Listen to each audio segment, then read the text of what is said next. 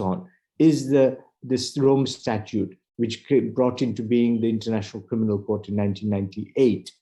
The evolution of the definition of crimes against humanity as it stands takes into consideration certain contextual features.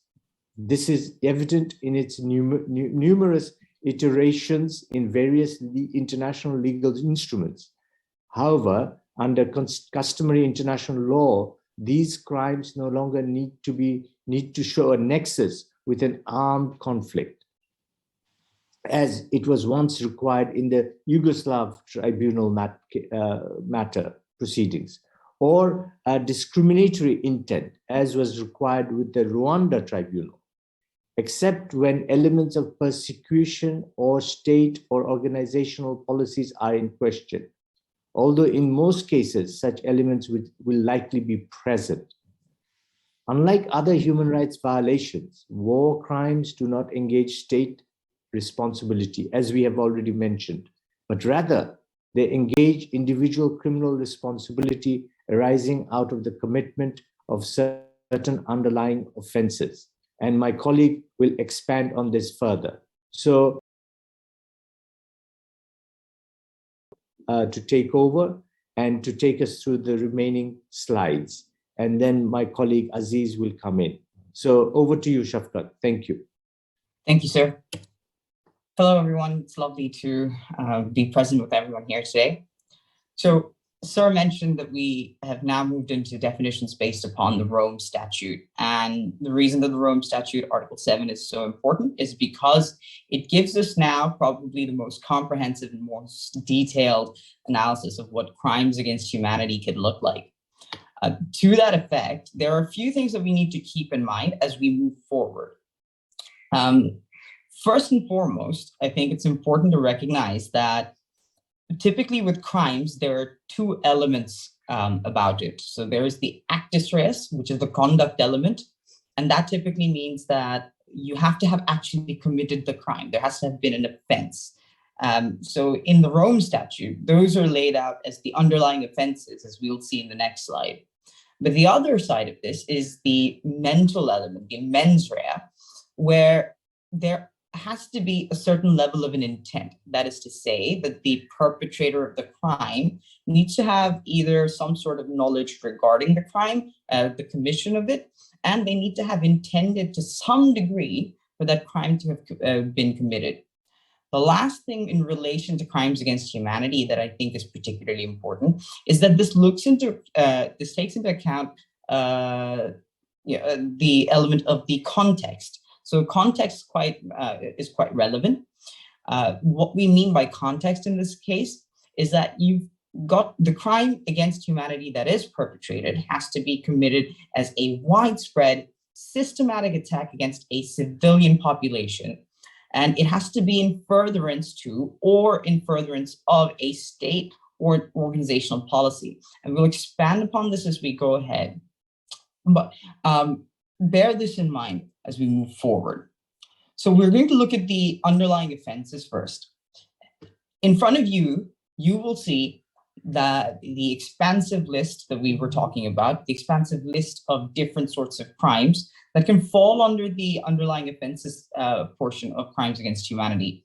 So among them, we have murder, extermination, enslavement, persecution against any identifiable group or collective on political, racial, national, ethnic, cultural, religious, and gender grounds as defined in paragraph 3. And this is paragraph 3 of Article 7 of the Rome Statute.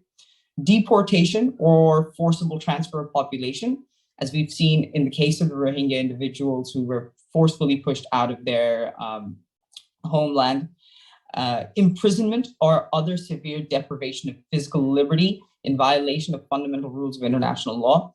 We've often heard stories of multiple individuals who've been questioned under various legal authorities in very severe circumstances where they've been punished to reveal information about either themselves or any other mechanism.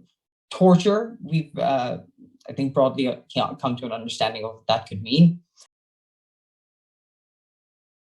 Prostitution, forced pregnancies, This is interesting because we will note that we talk about Birangonas in 1971, where multiple women have, during the 71 period, been forcefully impregnated by the Pakistani military. That, to a large extent, is predominantly a crime against humanity. Enforced sterilization, which has again happened to many individuals in Bangladesh during 1971 as well, or any other form of sexual violence of comparable gravity. And this could take multiple different forms. Enforced disappearances of persons, and then the crime against apartheid. Many of us will be familiar with the systematic formations of racist and discriminatory practices that occurred in South Africa in the early 90s and mid 90s. And apartheid is something that isn't particularly, it's unfortunately not entirely scarce yet. Even a few days ago, we've seen the Israeli government writing to Amnesty International to not label their practices as apartheid. Whether they are or not are obviously subjective enough to question, but these are things that we hear being talked about today as well. But note that all of these crimes need to occur in that widespread or systematic manner. It has to be directed against the civilian population, and it has to be done with the knowledge of the attack. That is to say, there is both a conduct element and there is a context element, and there is a mensura, that is to say, a mental element. So moving on to the question of attacking a civilian population. So one of the things that we could recognize is that attack can be characterized as the commission of any of the underlying offenses, as we saw earlier. So among that list of offenses, if anyone's committed any of them in a widespread or systematic manner against a civilian population, we have a perpetration of Article 7 of the Rome Statute. So what do we mean by against a civilian population? One of the major moments at which this notion was particularly expanded upon was in the case of Blaskich Appeals Chambers, the ICTY, in 2017. So what we are looking at when we're looking at a civilian population is that the individual or the collective are not members of an armed organization. That is to say, they are regular citizens. They do not bear arms. They do not have reasons to bear arms for any means of attacks. They are non-combatant at the relevant time. That is to say that when the attack was committed upon them, they were not individuals who were ready to go into combat, or they weren't trained for combat, and certainly were not enlisted for combat. We then look at the fact that these individuals were the primary object of the attack. That is to say, they were the ones who were targeted. It's not collateral damage. It is not incidental damage. These were individuals who were specifically targeted and died as a result of this attack. And then finally, that these are different from attacks, from military attacks in wars causing incidental injury. That is to say, if two countries are warring against each other, and one of them happens to have bombed a major city, if individuals within that city happen to be non-combatant, non-armed members of a armed group, and they happen to be the primary objective of the attack, that would amount to a crime against humanity. However, if these were individuals who died as a result of, if Dhaka, for example, were bombed and the target was indeed the cantonment, the civilian population surrounding the cantonment that would be harmed, they would not constitute as victims of a crime against humanity, as they would constitute an incidental injury to the civilian population. However, individuals within the cantonment who were targeted would effectively be, subject to the crime against humanity. So what are things to consider in terms of what we've seen with the Rohingya situation? We've seen instances of systematic attacks going around against the Rohingya population. The question is, these are individuals who have, for the largest amount of time, not been combatant. They have not been a part of an armed group, although there are allegations against some of them that they are. Would this tantamount to a crime against humanity? And while the courts have yet to obviously respond to this question, this is something that we can consider. a civilian population who have some ties to their own political agenda being targeted by the government of their home. And similarly, 1971. If we look at it from the perspective of another nation like Pakistan, then in 1971, we had a rebellion population effectively rising up against the West Pakistani forces. But to that effect, that's just one perspective. And would it be fair to say that this wasn't a crime against humanity? And I know for a fact that the ICT has obviously deemed otherwise. So Rome Statute, and going further into the questions of state or organizational policy.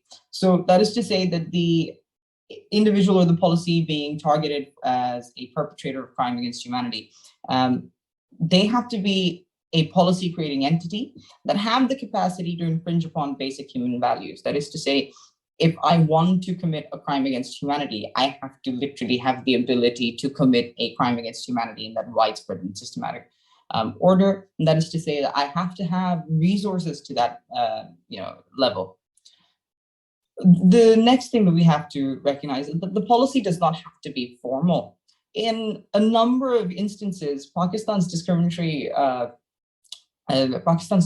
practices against the Bangladeshis in 1971, a lot of that wasn't formally recognized in either governmental gazettes or in formal state policy. But we saw it being played out over a number of years, and we saw that led to the effectuation of a crime against humanity through deprivation and forcible transfers out of areas in a lot of erstwhile East Pakistan.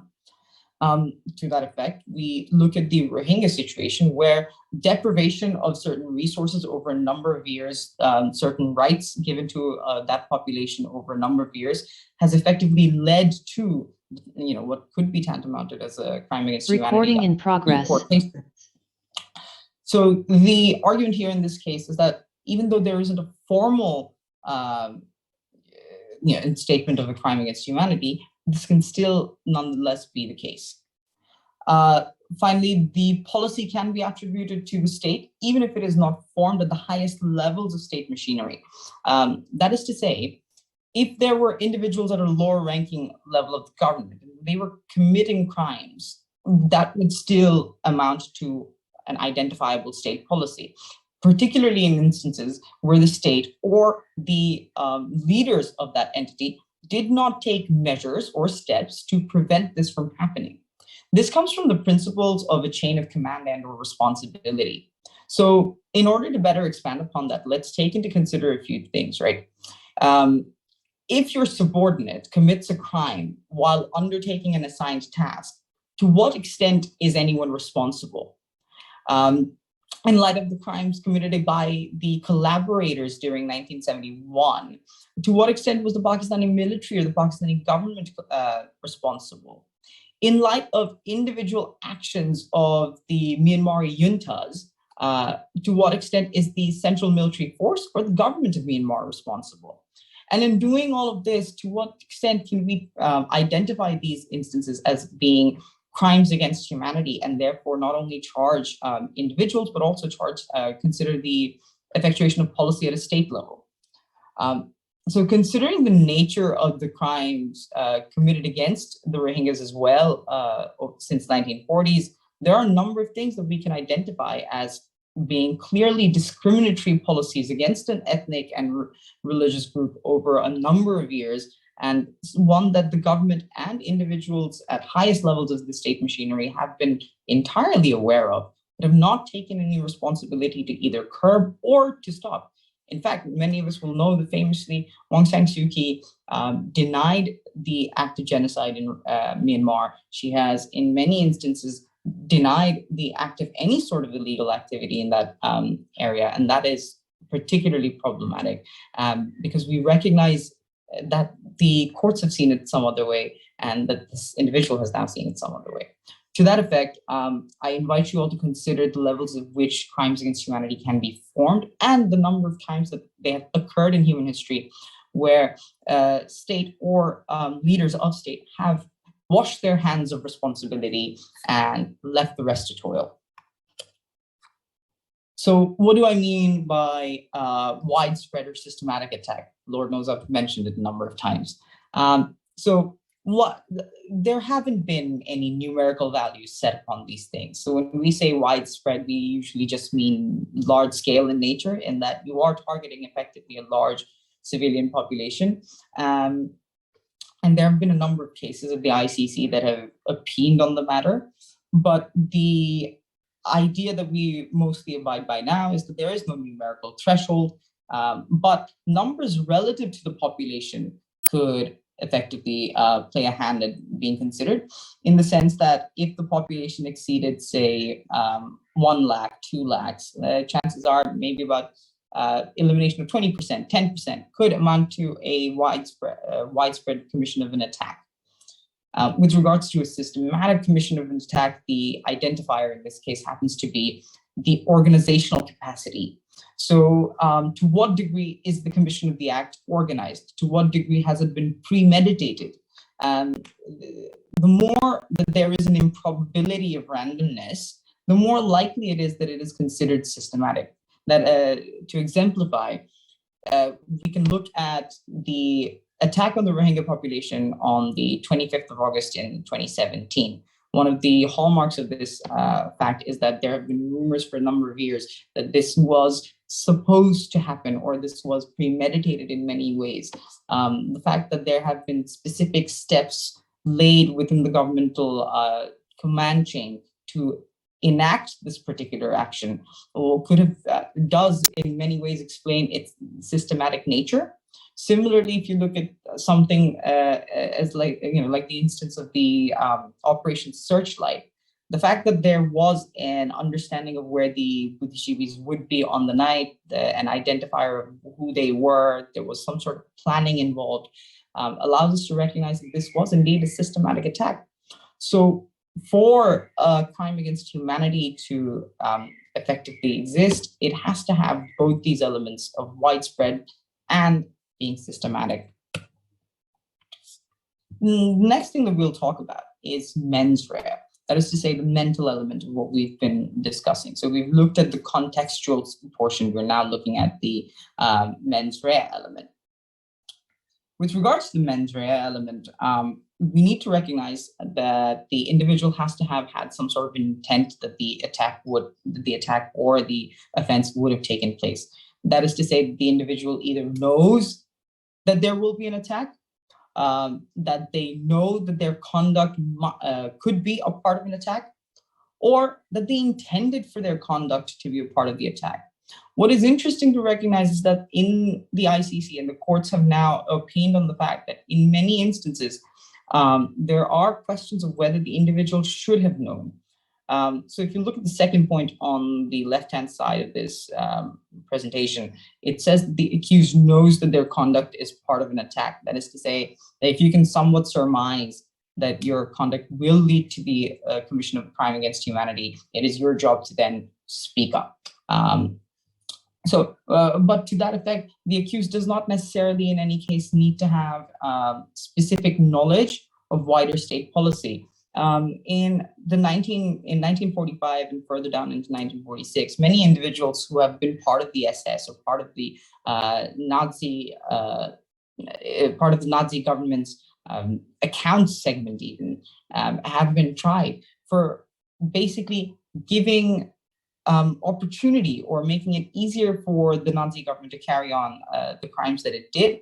And within the Nuremberg trials, they have been widely questioned upon their intent. And that is where the concept of intent was solidified, that if you have a knowledge of the attack, if you have intention to commit a part of the attack or the entirety of the attack, or if you knew that your actions would further the cause of committing the attack, all of that would be tantamount to the commission of crimes against humanity, at least formulates the mens rea element.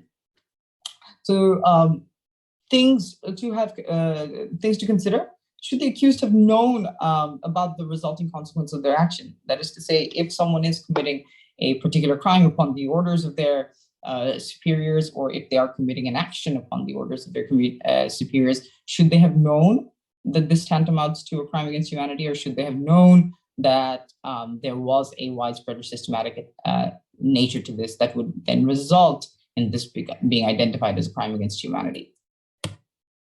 So as we've gone through these portions of crime against humanity, one of the things that I will now invite you to consider is that there have been, in numerous occasions and throughout the years, number of instances where we've seen different human beings in different states commit different forms of actions against a myriad of different populations.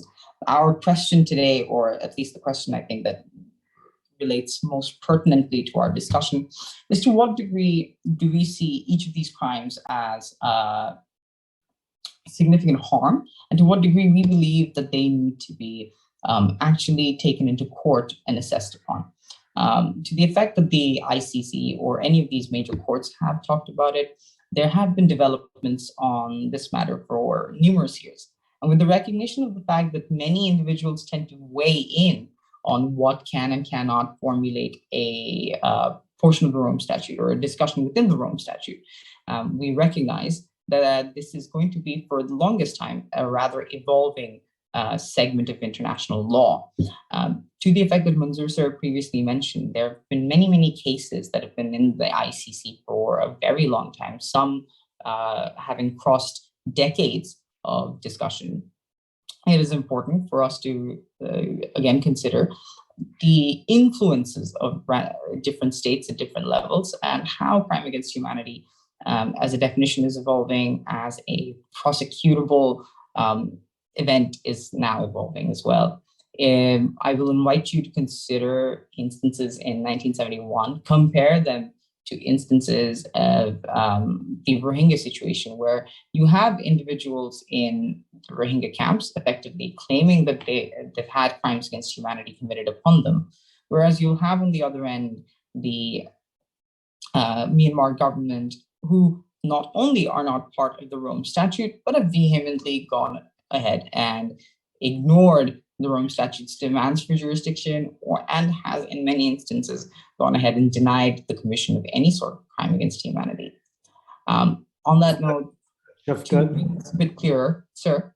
Shafkat, I mean, as we have another 7 minutes, so I was going to say that, probably what we can do is kind of just have a quick discussion, probably in a way between two of us, and just raise this issue. I mean, we've looked at it from a very legalistic perspective, but there is this element of, as we know, the big element of political will internationally or even nationally. Now, I was just coming to that, sir. Yes. We're coming to that. Okay, let me just start that conversation. I mean, in the way the whole Rome Statute has developed and what you have just outlined, obviously, a lot depended on the international political will and how to take things forward, right? Absolutely. If you could give a kind of a very brief outline of that, how things have developed, then it will make sense to a lot of people and contextualize the discussion. Just quickly, if you may, in 2 minutes or 3 minutes. So international law in general tends to develop out of the contributions of different nations within General Assembly discussions or within bilateral and multilateral conversations as well. So the fact that the crimes against humanity was a development during the Nuremberg trials, it was a result of various nations who have been affected by the crimes against humanity committed by either the Japanese forces or generally the axis of evil during 1945, during World War II. They had then created the act in order to identify a particular problem that existed at the time. And in a vast majority of instances, international law is effectively created between agreements between different states. To note that these laws wouldn't be effectuated unless individual nations agreed that they would be an effective set of laws. It is important to recognize that we need states to either accept jurisdictional authority or at least accept the statute in itself in order to be effective. So far as the Crimes Against Humanity statute, when we're referring to the ICC, is undervalued. We recognize that this is the case for in nations that haven't signed up to the Rome Statute. And in this case, the example would be Myanmar. States cannot breach another's sovereignty. That is to say that even in a world where other nations, we would deem that other nations are bound by customary international law, there is a barrier in terms of the global international political architecture where we cannot then breach that nation's sovereignty to enforce such jurisdictional authority or enforce such criminal action against them. So in a way, Myanmar was trying to actually use that as a shield. Absolutely.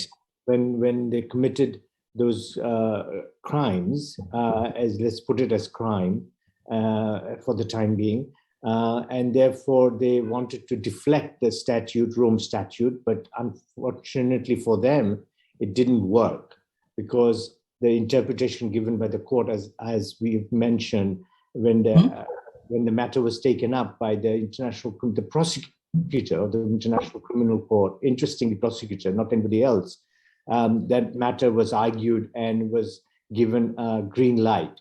Now, let me just ask you a final question. In this matter, in this case, in the case of Myanmar, the matter was taken up by the prosecutor of the court. There are two other options by way this matter could have been brought up, right? By this Security Council, and also I think the Myanmar itself accepting responsibility, I think, right? Yes, sir. Can you elaborate on those 2 points? Absolutely. So typically when a international law is broken or international crime occurs, the route is that the nation that you live in, or the nation that you are a subject of, that is the nation that will then take your complaint to the international forum. And this happens either directly from the country taking it to the ICC or the ICJ, or the nation would take it up with the UN General Assembly or the UN Security Council, and then the Security Council will sanction a trial. In this particular instance, we've seen the deflection of responsibility by a government for what is effectively a crime against humanity. And the only reason that has happened is probably because of Myanmar's political ideology. And that has left then the Rohingya people with very little avenue to take the complaint anywhere else, which is why we required the prosecutor to step in and take on the matter. Interestingly, in a way, both the state failed in its responsibility and the international community also failed in its responsibility to protect. But then the court had to step in and take that responsibility on and move things forward. So that's an interesting kind of scenario that we have in relation to Rwanda. And I suppose in many cases, this is how it happens. But the reason why the international community didn't have the political will is basically because of what you've just said, due to geopolitics. The fact that the big neighbors around us are very much kind of trying to woo Myanmar onto their side, and therefore ignore in a way the crime that the state has committed, right? Yeah, I mean, at last final minute, and then we will go to Aziz, because I think we have a hand raised. I think already, but hang on to your question, because I think we will come to, we have a question answer session, because if we open it up now, then there will be others who will speak or want to try to also raise questions. So we have to be fair, create a level playing field, let's just say. So final point from you, Shafkat, then we move to... what I wanted to say that in terms of geopolitics, what I think is also somewhat relevant is with the UN Security Council and with a lot of these international bodies, there's often pressures from different sides. And one needs to look at, as you mentioned, allies and foes that they have in the region and they have internationally, and where they draw their strengths from. So in the case of, say, either Myanmar or in the case of any other major event in political history, one of the things that we'll recognize is that international law has evolved somewhat as a result of geopolitical allegiances and international political development.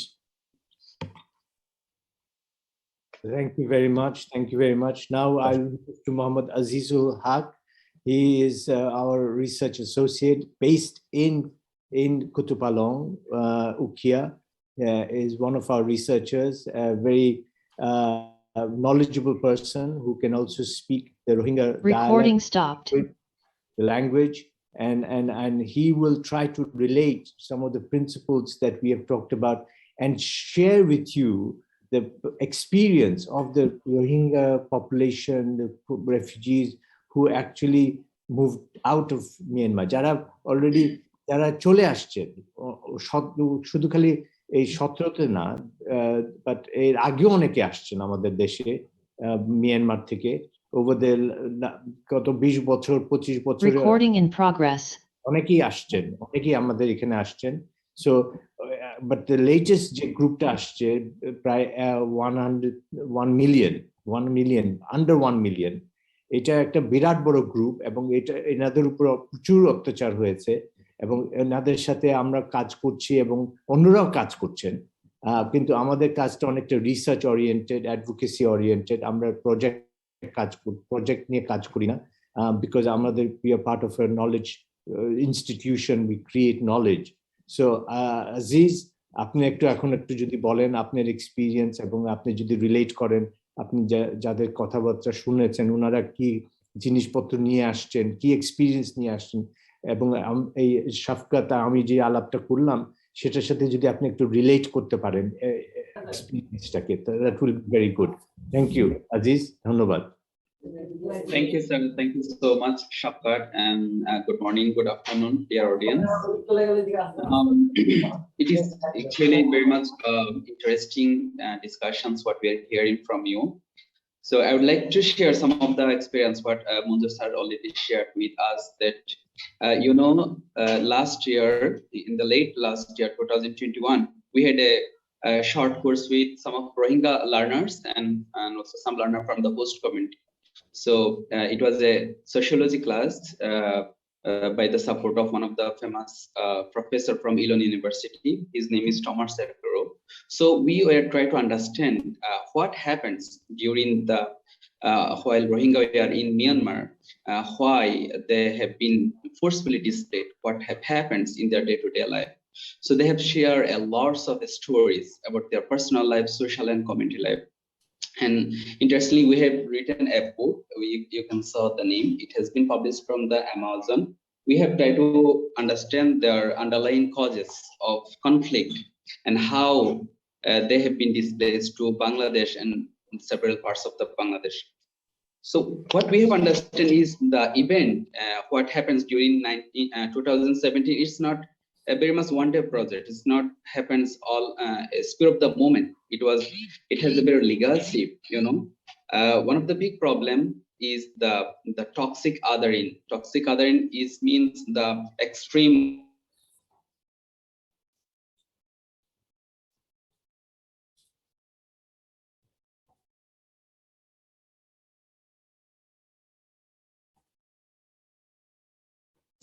in genocide, possibly ethnic cleansing.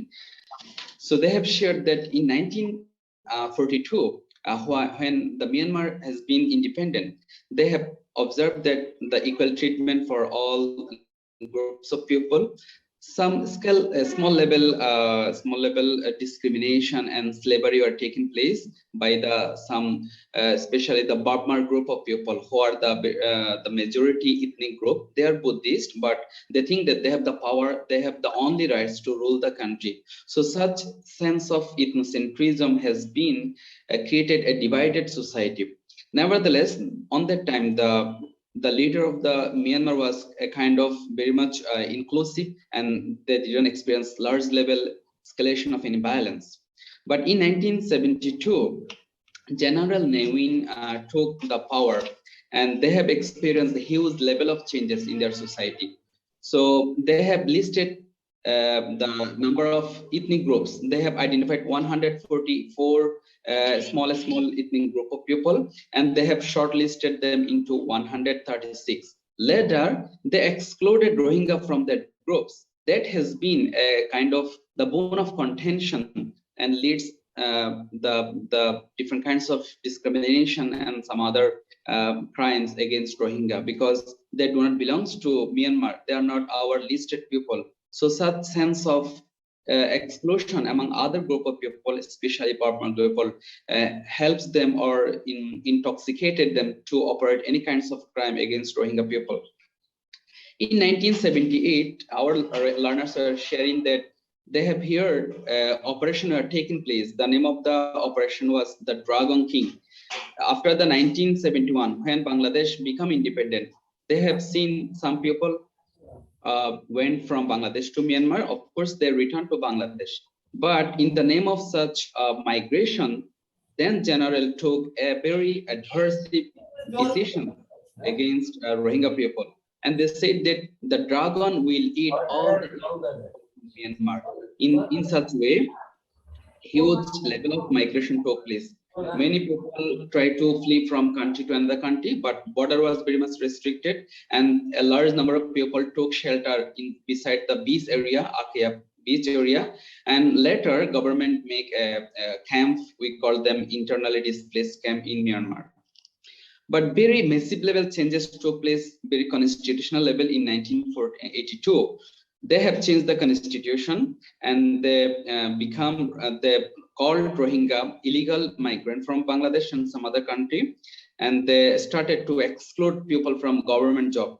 They said that you cannot take education, you can take only education up to class 10. However, some Rohingya people from Mongdo, Butidong, and Ratidong, they were going to different other parts of the Myanmar, especially the Yangon and some other parts, and they were taking education in some way.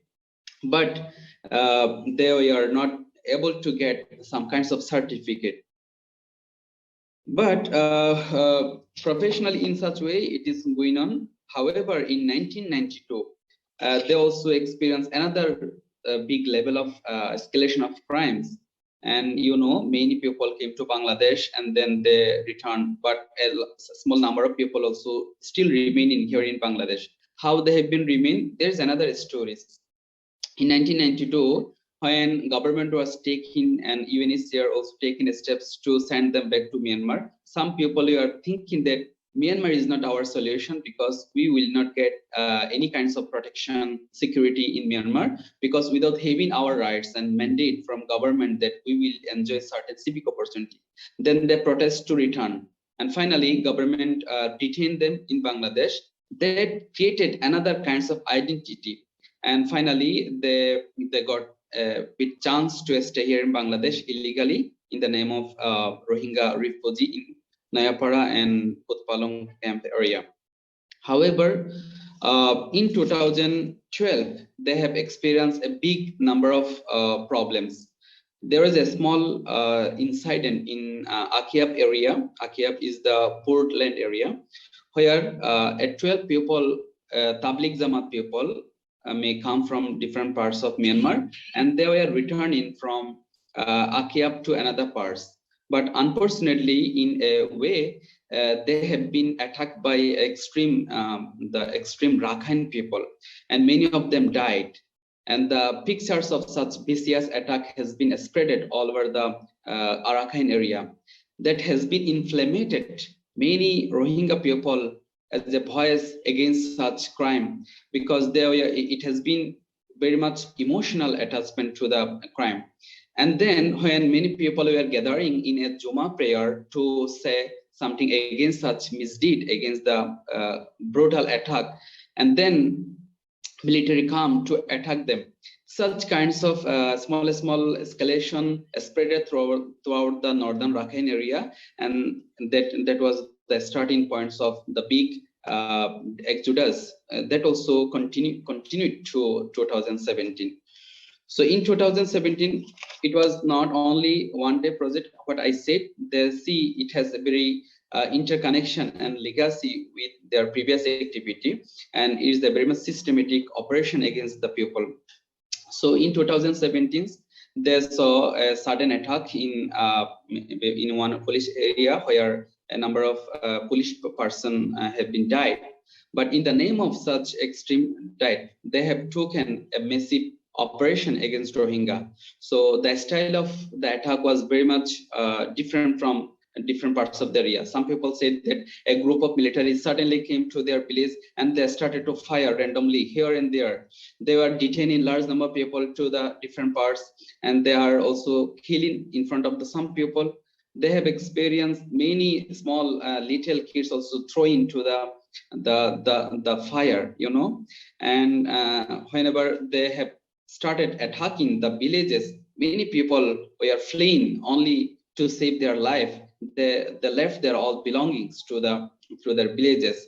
So, but the problem is there is no smooth way to come to Bangladesh on some other parts of the area, a very smooth area. Many people took around 13 to 14 days to come. So one of the story I can share, I have heard from one of our learner. She has been injured by 3 bullets, and her little daughter also has been injured by 1 bullet, and unfortunately the leg has been broken by this bullet. So she was sharing with us that while she were coming in a very the forest area to Bangladesh, they also experienced some other problem from the Rakhine people, the extreme Rakhine people. At some point there are many other opponent people. So not only the attack is coming from military, but also from extremist civilian people also. That was very dangerous, because you can hide, you can be hidden from the military, but the civilian who are the Myanmar's resident, you cannot be away from them. So suddenly they have received they have got the bullet and he fall down, but there is no single one who rescue her and her daughter to came to Bangladesh. It was very much pathetic time. Finally, he gave their some gold to a broker who will help them to take the body. They were senseless for several hours, and finally they came to Bangladesh and they received their treatment from Chittagong Medical College. So I can share such lots of problems what they have been experienced. So finally, if I want to conclude the PCS marginalization inside the Myanmar is a number of, you can categorize in different way. For example, when they were operating business, they have to give extra number of tax to the, not only to the government people, but also local political and socially powerful ethnic groups. Then they can operate. When they cultivate their land, they have to give certain portion of their crops, their resources to the other group of people. Sometimes police came to the village and randomly they check their houses. When they found nothing, even they were destroying their the fence, their different shelters. One of the big problem was the sexual assault against the girls. When they see any young girls are inside the houses, they were desperate to harass her in different way. In the school, many Rohingya stopped to go to the school because they were restricted to attire their hijab and religious dress. But the Rohingya people is thinking that if you want to give away our religious dress, so taking education is not our is not wise to us. So it would be better not to take education, instead of give up our religious identity, religious the dress code. So such mindset also keep them away from taking education. And after 2012 they couldn't attend university education. Previously some of them also received some kinds of education from Yangon University and Situ University, but after 2012 they couldn't. One of the other problem is even they continue their class 10 level education, but they couldn't receive a certificate. That was another kinds of marginalization. So in different way they were experiencing. Another problem is the restriction on movement. As a foreigner, they have to show one document, and they call them number 4. It means if a foreigner came to a district or the township, they have to show an identity of a stay for 14 days. That has been equally implemented for the Rohingya. after 2012 and beyond, they have to show a kind of documents from moving from one township to another. And many people actually couldn't manage that. Ultimately, they couldn't move. Illegally, they use different way. That is another talk. So such kinds of marginalization, detaining as a village, as a indirectly becoming, making it as a prison for the Rohingya people. That was another problem for them, because within the village, they couldn't produce all of their needs. They cannot manage all of their basic needs.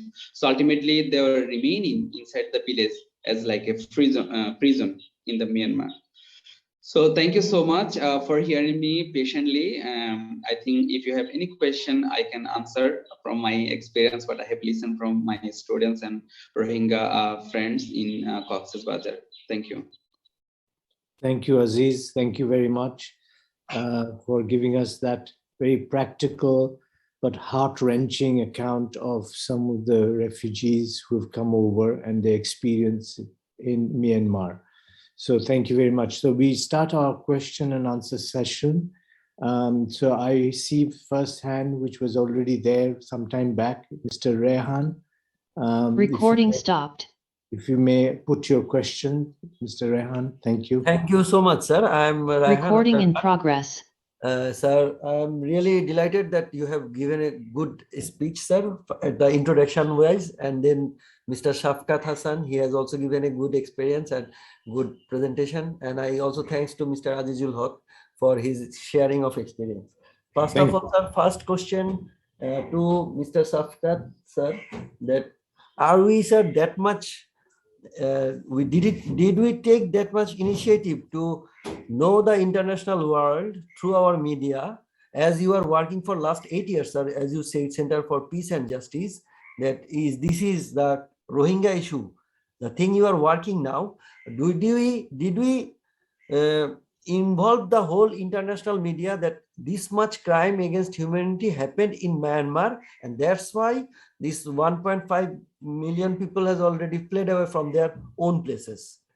Did we do that much or not, sir? Thank you. Thank you. Shafkat, I mean, can we do one thing? Can we just take it 2 or 3 together? And then I think we can then sort of respond to Rehan's and others' questions at the same time, just to save time. So, thank you, sir, should I give the second question to Mr. Azizul Haq, what I want to know? Yes, please do. Please do. Please Thank do. you so much, sir. About the question to Mr. Azizul Haq, sir, that as he is already witnessing the situation and he is also working in Kotupalung camp, and I have also visited 3 camps in Cox's Bazar, sir. I have worked there due to my profession earlier. So I can tell things, sir, as you are working on this, how many people are actually killed in that situation, as still we didn't get the recognition of our genocide in 1971.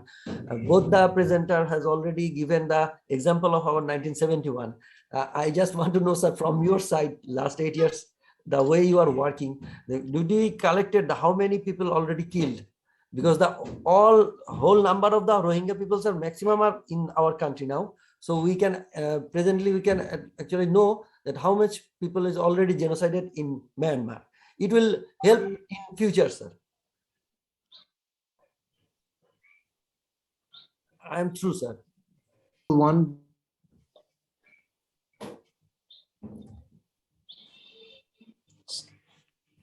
I think Munzir sir might stop it saying.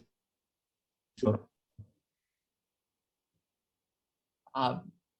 Apologies, everyone. I think we're having a little bit of a technical difficulty. Sir? Please go ahead. I think can you hear me? Yes, sir, we can hear you now. Please go ahead with your answers now, Shafkat. Please go ahead with your answers. So, Mr. Arhan, it's lovely to hear from you. Thank you for your question. With regards to whether we did enough for international, to garner the attention of the international media in terms of what's been happening, I think working in the humanitarian sector, it's fairly an understatement to say that one can always do more.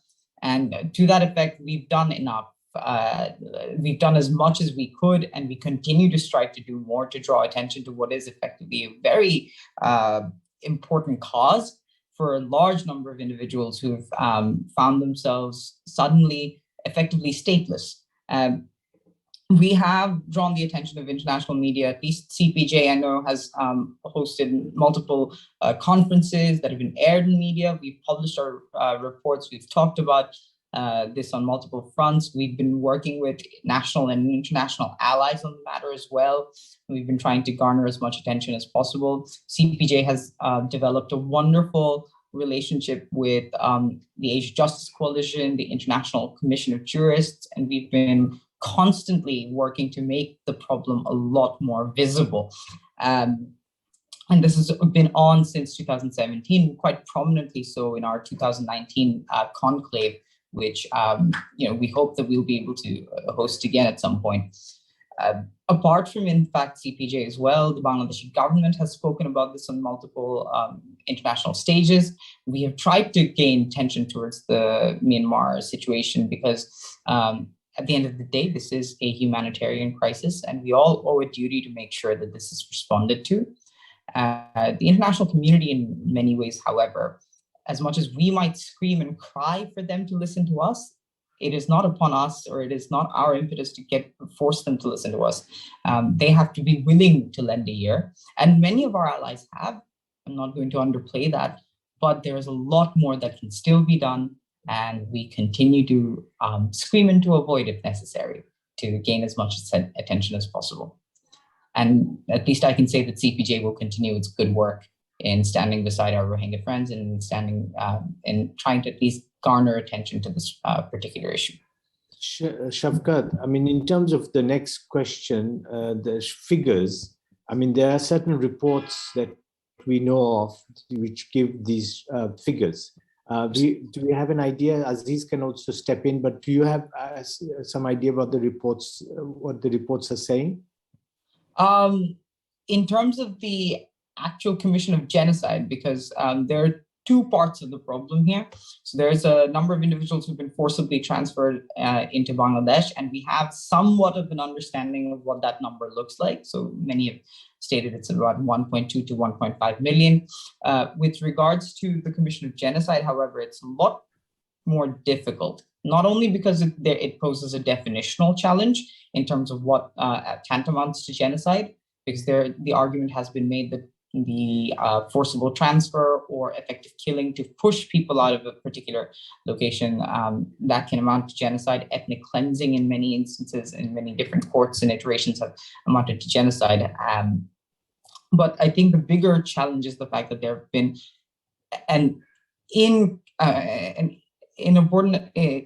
there's been an inordinate amount of number of individuals who've been attacked, who've been pushed out of their places, who've been injured, that we don't always get accounts of. So right now, the ballpark figure is around and crossing over 1 million, over 1.2 million again. But many, many more continue to suffer. At least the latest Human Rights Watch report suggests that there are 600,000 Rohingya individuals who are still in Myanmar, suffering various different atrocities. Genocide inflicted upon them is only one of these many atrocities. In terms of number of people dead, I mean, I have come across in various reports figures between 3,000 to 10,000. So it kind of varies, depends on what source you're looking at, right? So Rehan, I think, it's very difficult to pinpoint a number. It kind of varies a lot, depends on who you're speaking to. But as Shafkat was saying, in terms of the crimes against humanity, they have to, from a technical point of view, they will have to identify its number of incidents, cases, but it's not an issue of quantity. It's the issue of how you come within the definition as provided by the statute and whether the limits of the statute are met. So I think Aziz, have you heard from your the groups that you work with in Kutupalong, Mukhia. And have you heard of figures that they talk about, the victims talk about? Any idea, Aziz? Sir, yes, I was hearing also, and I was also asking them how many people has been killed during that. They also mentioning different figures. What you said that at some point they have identified 9,000 people, more than 9,000 people has been died, and some people also said that 16,000 people. But maybe one of the report they were mentioning from, I cannot recall, maybe the MSF, they have identified a number of people. The most problem is there are huge number of missing people, so they're still not sure whether they were killed or they are missing or they are living to different parts of the country or world. One of the big problem was restriction on the investigation. After 2017 still now, the government has restricted to enter into the affected area, especially to the journalist and some international investigative team. Even ICC also not allowed to enter there. I think that is preventing to address the exact figure of the affected people and also the killed people. And many of them also died in Bangladesh, who have been injured but died in Bangladesh. I think they will be counted to that number. I think so. Yes, exactly. Thank you, Aziz. So Rehan, আশা করি আপনি প্রশ্নের উত্তরগুলো আমরা দিতে পেরেছি। আমরা পরে দরকার হলে আবার আসবো আপনার কাছে, বাট এখন অন্যরা কেউ যদি প্রশ্ন করতে চান একটু হাত তুলে আমাদেরকে ইন্ডিকেট করেন, চ্যাট বক্সে দিয়ে দিতে পারেন। হ্যাঁ, জি। So anyone from the group, any questions? Yes, sir. Assalamu alaikum, sir. Assalamu alaikum. আপনি একটু কথা বলেন।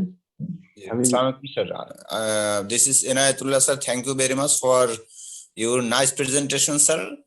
I think you have covered, all of you have within short time nicely, sir. However, I have chalked a query about political will, sir.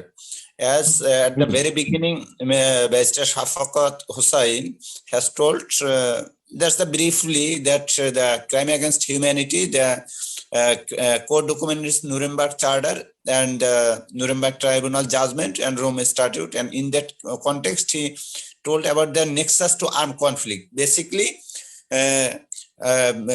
crime against humanity taken place against civilian in context of armed conflict. And he also touched mental and subject element mens rea, but I would like to clarify myself for my point as you explain a bit more political will, sir. Here I think political will is a pivotal point in case of crime against humanity. It may be domestic, it may be international, out of border, and sometimes failure of the political will is also causes crime against humanity, sir. Not only political will, rather failure also, sir, I think.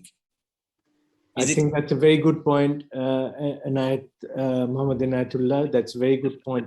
I think at the end of the day, I'll ask Shafqat to step in, but at the end of the day, দিনের শেষে আমি যেটা বলবো, আপনার এইসব যে crime গুলা ঘটে, এই ক্রাইম ঘটার পলিটিক্যাল ফেইলিয়ার থাকে।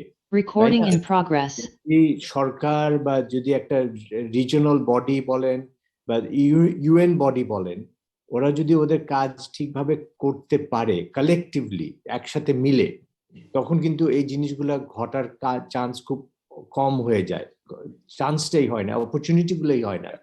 এটা যখন জিওপলিটিক্যাল একটা ব্যাপার স্যাপার হয়ে যায়, হ্যাঁ, তখনই কিন্তু আজকে আমরা যদি মিয়ানমার কথাই দেখি, যে মিয়ানমার কেন মানে পার পেয়ে যাচ্ছে এটা করে। আজকে দেখেন চায়না ওদের সাথে, রাশিয়া ওদের সাথে, ইন্ডিয়া ওদের সাথে, আপনার আমাদের সিকিউরিটি কাউন্সিল যে যারা মেম্বার্স, মেইন যারা মেম্বার্স, ওরা কিন্তু ওদের সাথে, এবং যারা ওদের সাথে না, মানে ওপেনলি না, কিন্তু আপনার ট্যাসিটলি, ইমপ্লিসিটলি ওদের সাথে আছে। কারণ ওদের সাথে কেন জাপান ওদের সাথে আছে, কেন ওদের সাথে ইকোনমিক একটা বেনিফিটের জন্য জাপান আছে মিয়ানমারের সাথে, ঠিক আছে? সো এই যে পলিটিক্যাল কথাটা আপনি বললেন, এটা কিন্তু at the end of the day the bottom line হচ্ছে এই পলিটিক্যাল অ্যালাইনমেন্ট, জিওপলিটিক্স এবং এবং both internal and external. So এটা এটা আমাদের মেনে নিতে হবে। এটা আর কি আমরা যত আইনের এক্সপ্লেনেশন দেই না কেন, একটা পলিটিক্যাল রিয়ালিটি একটা আছে যেটা আমাদেরকে সবাইকে এফেক্ট করে, ঠিক আছে? আজকে যদি আপনার এবং এটা বলবো যে খালি পলিটিক্যাল না, এখানে হিস্টোরিক্যাল একটা ব্যাপার আছে। আজকে কেন মিয়ানমারের এই রোহিঙ্গাদের নিয়ে এটা হচ্ছে, কেন অন্য এথনিক গ্রুপদের নিয়েও হচ্ছে?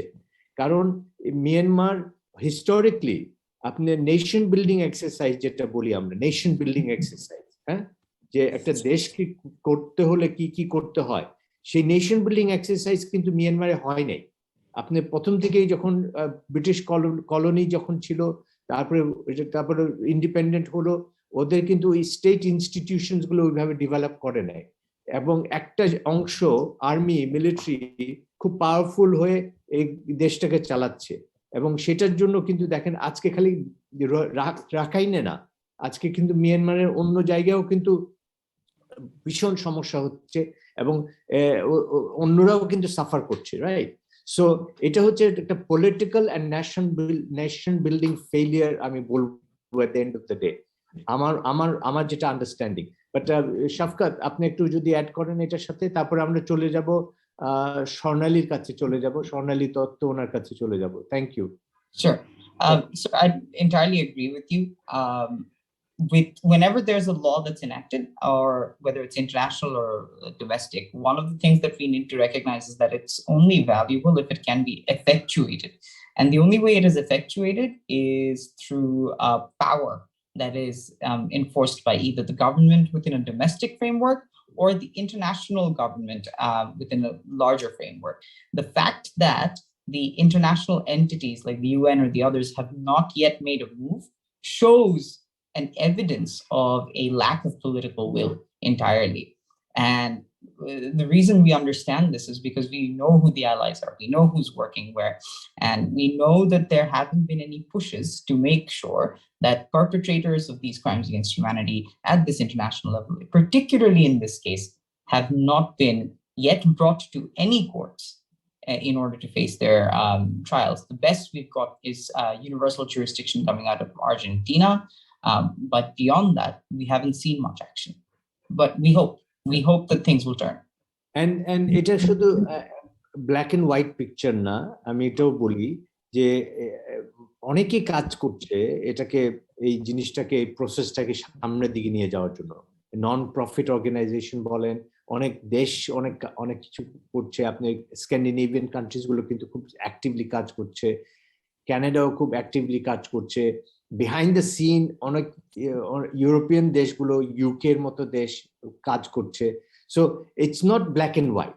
আরেকটা জিনিস আমি বলবো, অনেক সময় আমরা খুব ব্ল্যাক এন্ড হোয়াইট ভাবে দেখি জিনিসগুলোকে, ভিতরে ভিতরে কিন্তু অনেক কিছু হয়, যেটা আস্তে আস্তে আস্তে আস্তে, যেটা আমরা বলি যে kind of drip drip drip drip effect, আস্তে আস্তে আস্তে আস্তে জিনিসগুলো হতে থাকে, গিয়ে তারপরে একটা ক্রিটিক্যাল পয়েন্টে গিয়ে তখন কিন্তু এটা শিফট করে যায়। হ্যাঁ, আজকে যদি আমি আজকে যদি আপনার আমেরিকা যদি একটা ভেরি স্ট্রং প্রোঅ্যাক্টিভ স্ট্যান্ড নিয়ে নেয়, খুব স্ট্রং প্রোঅ্যাক্টিভ স্ট্যান্ড নিয়ে নেয় এগেইনস্ট দ্য মিয়ানমার গভর্নমেন্ট, তখন কিন্তু অনেক কিছু চেঞ্জ হয়ে যেতে পারে। কথা ইভেন আজকে যদি চায়না বলে যে না, আমাদের এখন geopolitical interest is not with Myanmar, with Bangladesh, কথা বলছি, তখন কিন্তু ফট করে চেঞ্জ হয়ে যেতে পারে। সো এটা আর কি আমাদের ওই অ্যাডভোকেসি কাজটা আমরা যেটা অনেকে করছি, আমরা অ্যাডভোকেসির কাজ, যে আমরা ইস্যুগুলাকে তুলে ধরছি সামনের দিকে, যেন কেউ ভুলে না যায়। কারণ সবসময় তো নতুন নতুন ক্রাইসিস হতে থাকে আমাদের পৃথিবীতে, তাই না? এর মধ্যেও কিন্তু আমাদের এই ইস্যুটাকে সামনের দিকে নিয়ে যেতে হবে। Bangladesh has done a tremendous job in terms of supporting and sustaining this particular issue. প্রচুর আমাদের সরকার কিন্তু একটা ট্রিমেন্ডাস একটা স্টেপ নিয়ে কাজগুলো করছে। সো এটা আমাদের রেকগনাইজ করতে হবে। এবং বিহাইন্ড দ্য সিন কিন্তু সবাই, সরকার বলেন, সবাই কিন্তু অনেক কাজ করে, যেটা আমরা অনেক সময় শুনি না, জানি না। এই কাজগুলো করে যেতে হবে। So thank you, Anayatullah. Thank you for your very good questions. And now I'm going to move to Swarnali Dotto. Swarnali, please, your question.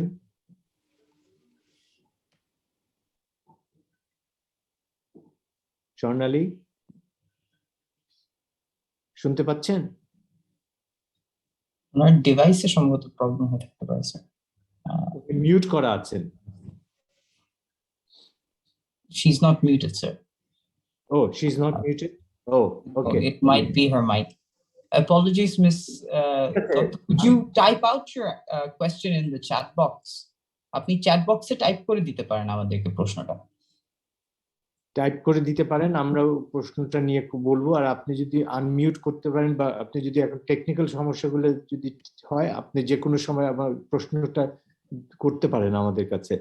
এছাড়া আমি অন্য কোনো হ্যান্ড কি দেখতে পাচ্ছি? আমি তো, আপনারা কেউ দেখতে পাচ্ছেন? No, sir. Okay, so we have given such a good lecture that there are no questions. Or we have given such a terrible lecture that no one wants to ask any further questions. So I wonder which is the case. Rehan, apne hath tulechen abar. As I am getting chance, sir, so why should I miss? I am interested to give you another question, sir. Sir, Sure. the thing you said, sir, the Bangladesh government has done a tremendous job, sir. I do accept that thing, sir. But sir, one thing I think that, sir, we have missed that thing. Normally, sir, in any international country, what we said that modern countries, if anything happens wrong with any humanitarian things, even in United States of America, as you said, sir, if they support, in that country also, sir, one black man died and the whole United States became angry. The mass people of United States stand against the police forces, and they actually stand against the government that it is a humanitarian crime. So I am telling you, sir, in not that fashion, that media and all those things, yes, sir, actually Bangladesh did a tremendous job, but our mass people of our country, we actually, did we stand in that fashion, sir? We need to, আমাদের কি সেরকম কোনো আমরা অবরোধ করেছি sir, বা আমরা কি এই জন্য কোনো মিছিল মিটিং করেছি? আমরা ছোট ছোট কত ঘটনার জন্য স্যার আমরা মানববন্ধন করি, আমরা অবরোধ করি, আমরা কোন দেশের কি হচ্ছে না হচ্ছে সেটার জন্য আমি দাঁড়িয়ে। আমাদের দেশে একটা প্রবলেম হয়ে গেছে sir. Coxbazar, those people, the native people of Coxbazar, they are suffering a lot, sir.